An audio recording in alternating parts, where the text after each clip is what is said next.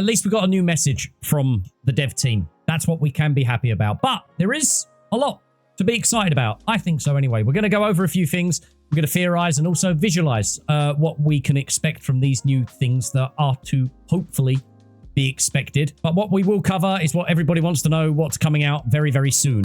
So Helldivers will be able to use assisted reload as long as either the carrier or the reloader of the weapon have the corresponding backpack. It's going to make things more engaging, more exciting, and get things done quicker. And with the recoilless rifle, I think that means you should be therefore able to fire off about 12 of those bad boys in quick succession. Quick succession for the reload rate at least. So that's something to be considered a W. Reduce dead input on stimming. One bug that has existed since the sands of time existed in Helldivers 2. This is covering the fact of when you hear the sound of the stim happening, yet you do not feel, see, or actually have an effect rendered on your Helldiver. So I'm glad and hope that they actually do something about that, because I'm pretty sure that they did something in the past. I don't have time to go look back right now. Or this is just a continuation of the thing that's being worked on. Wouldn't surprise me, because we're going to cover something very, very shortly that is very strange, in my opinion. And, oh, look, we're on it now at the moment. Stratagem Bouncing.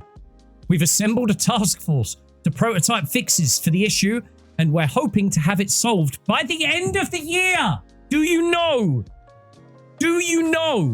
how many hours that is since announcing this? How many working hours in a Swedish national calendar? We'll just forget about the fact that this thing has existed since the dawn of time in Helldivers 2. Do you want to know how many hours? So yeah, on June 4th, 1 p.m, when this was posted, up until December 30th, excluding December 31st, how many hours? 1,172 hours. That to me sounds like a lot of time, considering this has been a thing since, I don't know, close to launch, possibly at launch, not too sure. The same to say about Hellpod steering. Similar to Stratagem Bouncing, we're also tackling this long-standing solution. When?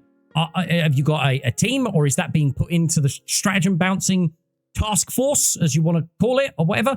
No word, but thank God it's being acknowledged and that they're actually apparently doing something. But too long, way too long to be acknowledged, and even way too long to suggest that it's going to take till the end of the year to get fixed. Mental. Improving enemy and player traversal, which includes environmental collision and reducing movement penalties on grass and vegetation. Yes, because you're still getting enemies walking through steps, for instance, in Illuminate missions on the cities.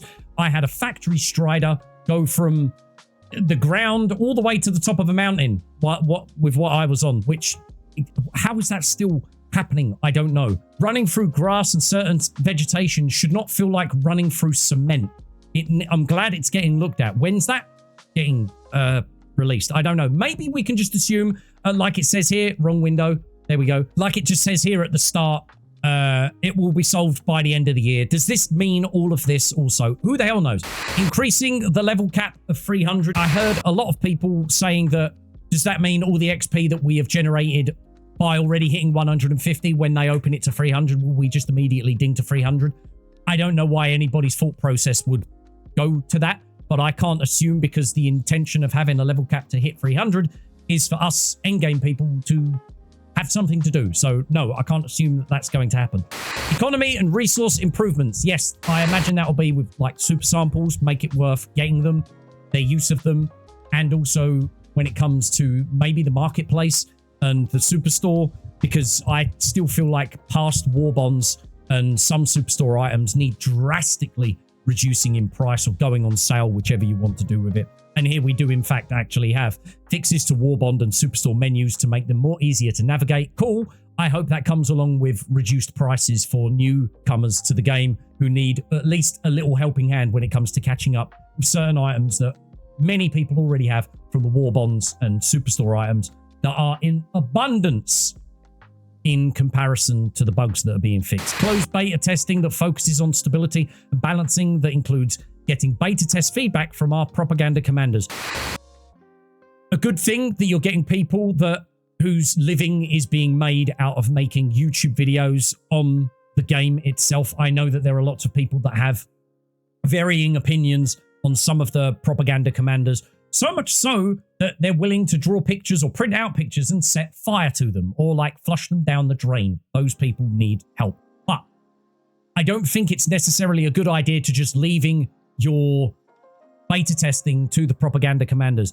I like that there are two sides to the story, but at the same time, you may not necessarily get all the points of view from particularly the content creators alone, but there are most likely some people that are unemployed that know this game just as much as content creators, but aren't there specifically for the content creation. So there is an argument for it to be opened up to the general public, which I agree with.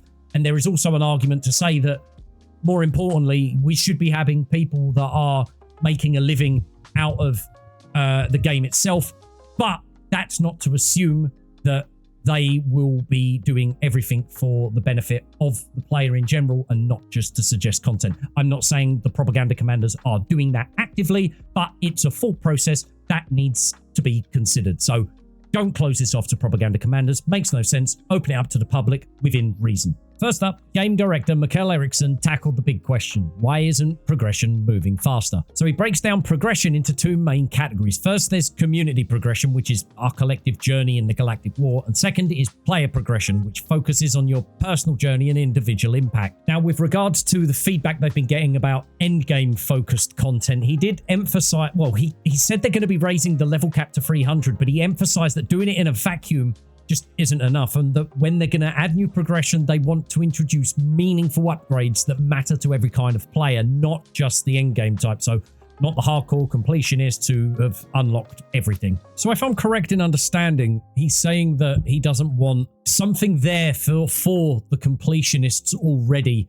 because other people are going to miss out. I don't think I really agree with that too much, or at least not from the games that I've played. I swear I remember in World of Warcraft that you had to be a certain level and also have particular armor set to be able to enter the battlegrounds. I could be completely making this up. I'm not too sure, but I just remember that being a kind of goal for me to learn more and exceed more in the game. And it makes me wonder whether it's purely because of there is now a generation of gamers that would rather content right this second, or at least within arm's reach, rather than something that's there as a long-term goal. And that's kind of a bit upsetting, really, but that's the way I read this, at least. Sticking with community progression, June this month we have the Galactic War Campaign to look forward to. Apparently we've got to think of these as the next evolution of major orders. These campaigns are going to run from anywhere from 1 week to 3 weeks, and apparently the goal here is clarity. Arrowhead wants to make sure we always know exactly what the active campaign is, how the community is doing with it, what's at stake, and what the final outcomes are. Hopefully to put an end to the feeling of, are we actually making an impact here, or is this D&D type Galactic War just smoke and mirrors? And the best part about it all is apparently if we meet the conditions, every single campaign will offer at least one reward. These rewards will go beyond just medals and anything along those lines, but will include cool new items and even gameplay altering effects. What these cool items equate to, nobody knows, but apparently our first reward that we can work for is a new FRV. You might remember recently Pillerstead mentioned in a Q&A not too long ago that they were messing around with a roguelite system. Planet Warfronts is apparently that. So with Planet Warfronts, missions are going to soon be broken down into 3 categories: defend missions in liberated territory, frontline missions right on the border, and behind enemy lines is pretty self-explanatory. We'll be fighting towards strategic locations where we'll encounter different enemy variants depending on the area. Could be the first time that we face 2 different enemies at the same time. There'll also be major consequences and gameplay effects based on our actions, like rushing to liberate a city within a time limit, or knocking out enemy artillery to open up new operations. Hopefully this brings back that feeling of a community actually pulling together and making an effort to achieve something, you know? Okay, moving on to player progression, the games director Eriksson says, "It's important to me to make sure our players' personal motivations to play Helldivers 2 aren't in conflict with the goals of both their immediate squad or the community as a whole. For example, if you had to go kill 100 Bile Titans and your squad didn't, you might be inclined to go, sorry guys, I've got medals to earn, Leroy Jenkins meme." I don't think I need to read any further. This basically sounds like they are planning on giving you dailies within the, well, I say dailies, I guess they sound like dailies, but you're going to get these tasks to complete during these campaigns that last within a week to 3 weeks. So there'll be awards both sides of the major order in yourself and the Galactic campaign itself, which I quite like with that. That means that they're really dangling a hook for completionists, because they're going to want to complete both sides to get both rewards at the same time, you know, so quite strategic. But no, interesting. More content as far as I'm concerned. And to close things off, Ericsson leaves us with this. Lastly, let's talk about ships. We're bringing 2 big changes to your super destroyers.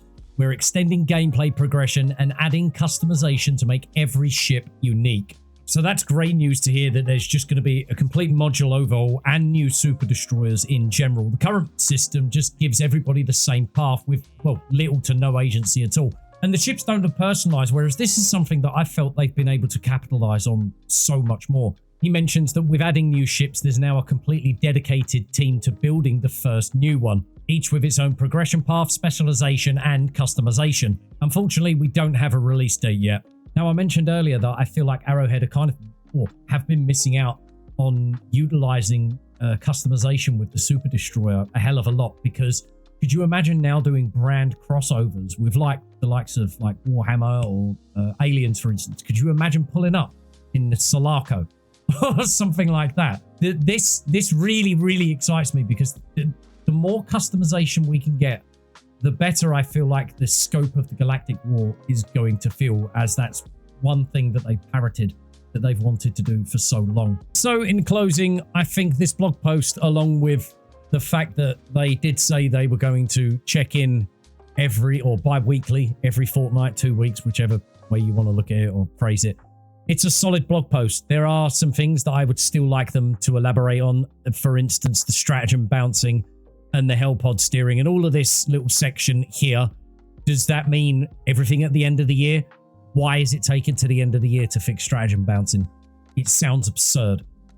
It's like clown car language. I don't understand why it takes over 1,000 years to fix 1,000 hours to fix something like that. But everything that they are explaining that they're working on sounds fantastic. Ship customization, planetary warfronts, utilizing, hopefully, this little screen here. Sorry, I was sitting there reading and blah, blah, blah. I didn't realize I didn't switch the camera. But yeah, making use of our surroundings more. That alone as well, I'm looking forward to, along with the warfronts too. Increasing the scope of the Galactic War is what they said they wanted to do from the very beginning, and it sounds like they're actually getting around to it. So I'm very excited. If you're still here, thanks for sticking around. If you enjoyed the content, like and subscribe, and leave a comment in the comment section down below if I've got anything wrong, or you've got any differing opinions on that. I might put something somewhere here. I made a loadout video recently with Tanasuke, who's the Epoch girl, Helldiver, that most people know. You can find that somewhere, or it'll be in the description down below. But please share with me your thoughts and feelings of this blog post and where we go in the future with Helldivers 2. Anyway, thanks for watching. See you later.